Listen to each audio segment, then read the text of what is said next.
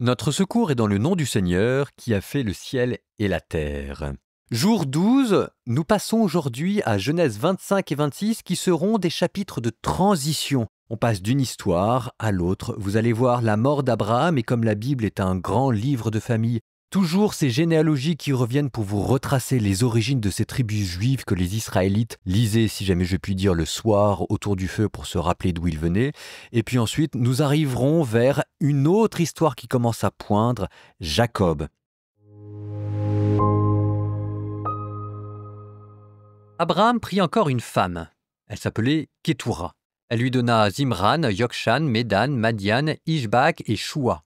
Yokshan engendra Saba et Dédan. Dédan eut pour fils les Ashurites, les Létouchites et les Léumnites. Madian eut pour fils Eipha, Épher, Hanok, Abida et Eldaa. Ce sont là tous les fils de Kétoura. Abraham donna tous ses biens à Isaac.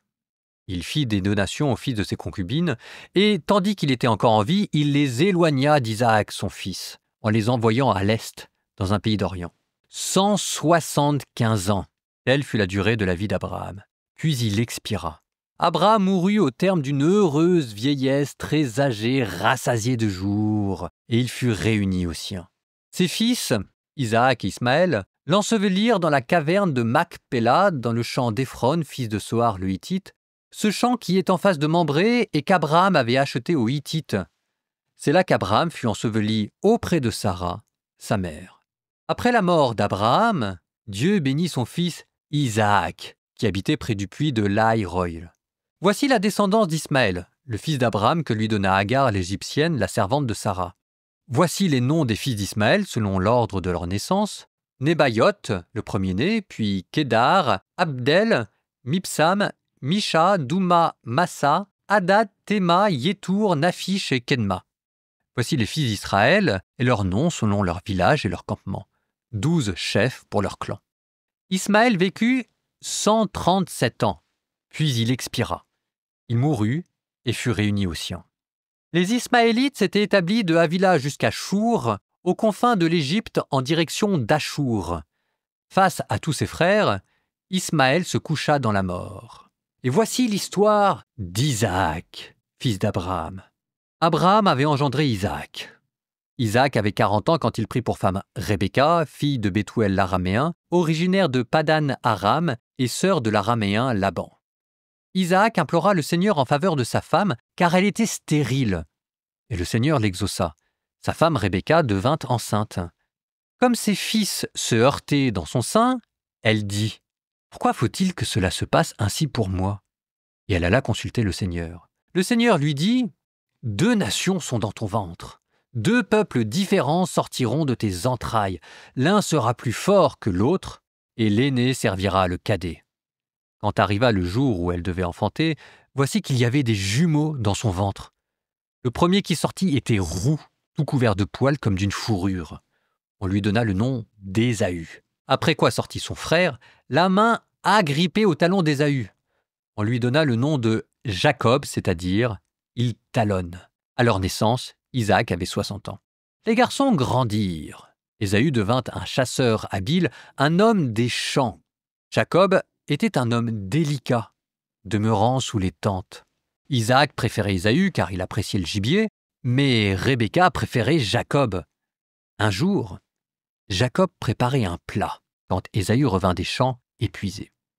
Ésaü dit à Jacob « Laisse-moi donc avaler cette sauce, le roux qui est là, car je suis épuisé. » C'est pour ça qu'on a donné à Ésaü le nom de Édom, c'est-à-dire le roux.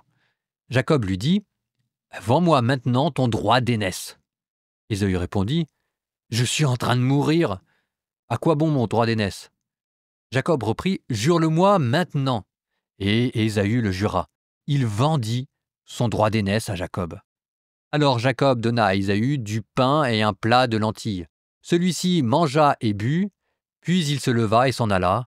C'est ainsi qu'Ésaü montra du mépris pour le droit d'aînesse. Il y eut une famine dans le pays, en plus de la première, celle qui avait eu lieu au temps d'Abraham, et Isaac partit pour Guérar chez Abimélec, roi des Philistins. Le Seigneur lui apparut et dit « Ne descends pas en Égypte, mais demeure dans le pays que je t'indiquerai, Séjourne dans ce pays, je serai avec toi et je te bénirai, car à toi et à ta descendance, je donnerai tous ces pays. Je tiendrai le serment que j'ai prêté à Abraham ton père. Je rendrai ta descendance aussi nombreuse que les étoiles du ciel, et je lui donnerai tous ces pays. C'est par ta descendance que se béniront toutes les nations de la terre, puisqu'Abraham a écouté ma voix et qu'il a gardé mes observances, mes commandements, mes décrets et mes lois. Isaac demeura donc à Guérar.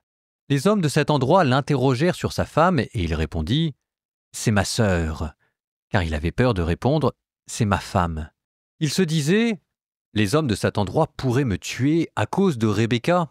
Elle est si belle à regarder. » Il était là depuis longtemps déjà, et voici qu'Abimélec, roi des Philistins, regardant par la femme, le vit caresser Rebecca, sa femme.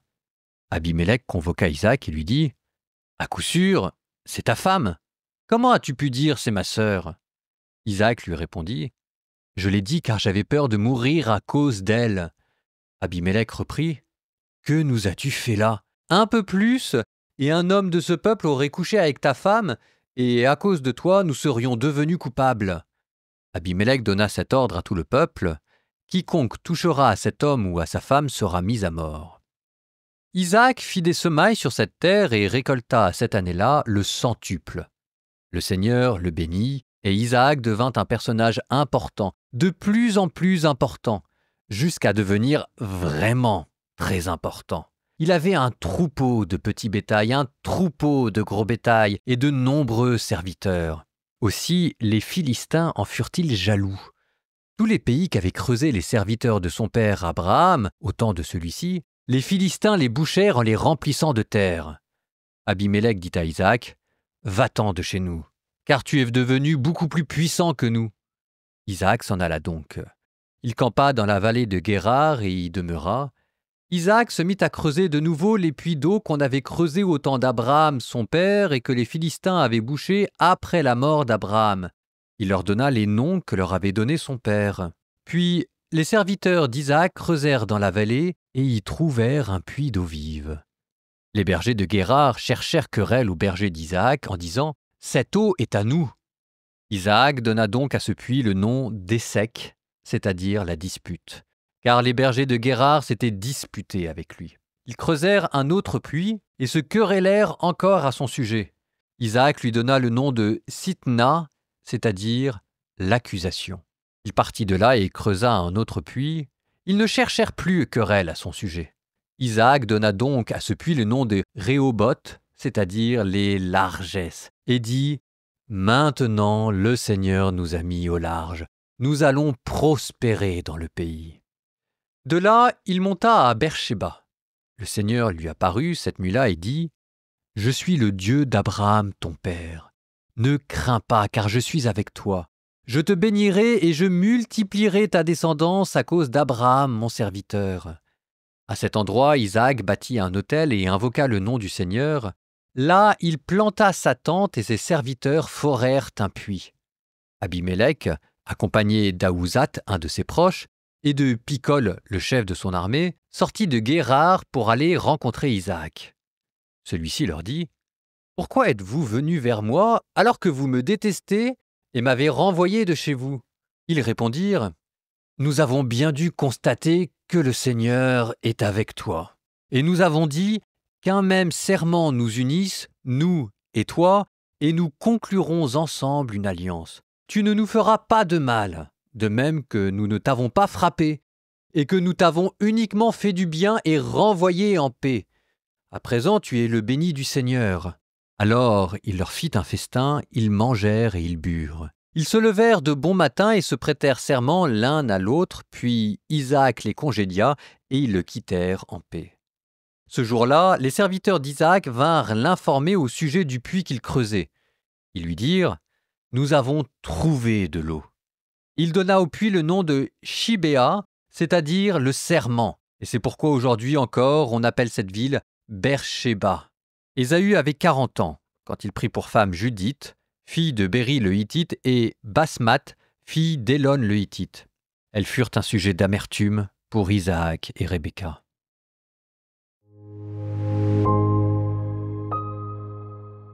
Abraham est mort, comblé de richesses, rassasié de biens et ayant mis toutes ses affaires en ordre. Un tombeau pour sa femme, une femme pour son fils. Si vous êtes père ou mère de famille, vous savez que ça va jusque-là le soin de sa famille et que les testaments, l'héritage spirituel et matériel, c'est pas toujours simple. Et c'est toujours touchant de voir comment est-ce que nos soucis trouvent dans la Bible un lointain écho. Nous vivons la même vie que celle des patriarches. Nous passons donc à la génération suivante, Isaac, lequel en profite lui aussi pour prostituer sa femme. Décidément, ça doit être un trait de famille. Donc, Isaac, que la Bible nous présente comme étant quelqu'un d'installé. Et installé dans la Bible, c'est rarement une bonne chose.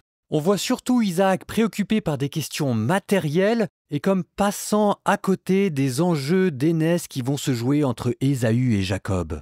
Grâce à Dieu, ce sont encore les femmes qui tiennent la baraque, si je puis dire. Rebecca, c'est elle qui va prendre les choses en main. C'est Rebecca, l'homme de la maison. Et même devant elle, Jacob n'emmène pas large. Rebecca, qui a un mauvais présage sur l'avenir, avec ses jumeaux en son sein qui se battent, vivre entre frères dans la Bible, c'est jamais simple. Et là, manifestement, ça commence dès le sein maternel, avec cette dispute, cette compétition pour le droit d'aînesse. Ésaü, nous dit la Bible, est roux avec un manteau de poils. C'est curieux quand même comme indication. Bon, on voit bien ce qu'il y a derrière. Montrer que Ésaü, le chasseur qui a toujours faim, qui court les femmes, est plutôt du côté de l'animalité, tandis que Joseph est plutôt quelqu'un de pondéré, de calme et de réfléchi. C'est pas très difficile de voir à qui va aller la préférence de Dieu là-dedans. Ésaü-Jacob, ça va pas très bien se passer. Mais ces histoires de frères qui ne s'entendent pas très bien vont trouver un autre écho, cette fois-ci positif et inattendu, dans le Nouveau Testament. Regardez Jean le Baptiste et Jésus. Ok, ils étaient cousins et pas frères, mais Jean le Baptiste qui était revêtu d'un manteau en poil de chameau, qui vivait dans le désert, ça ne vous rappelle rien ?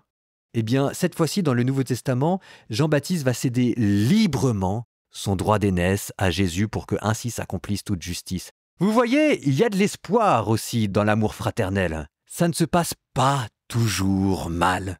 Mais revenons à Ésaü et à Jacob.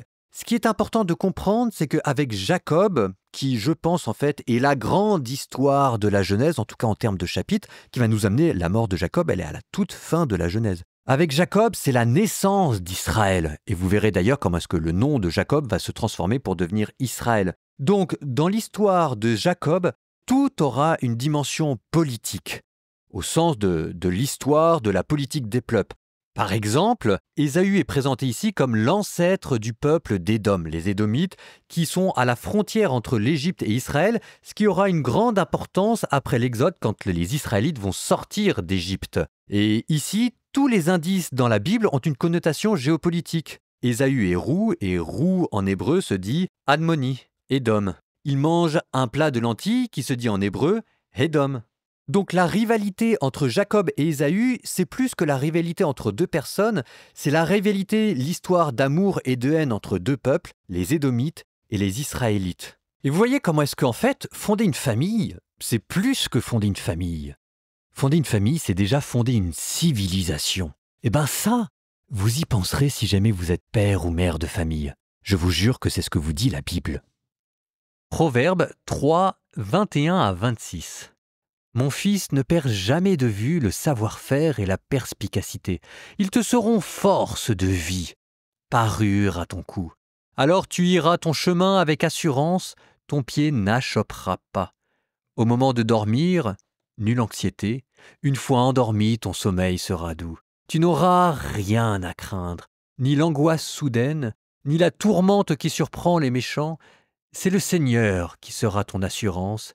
Il gardera ton pied des embûches.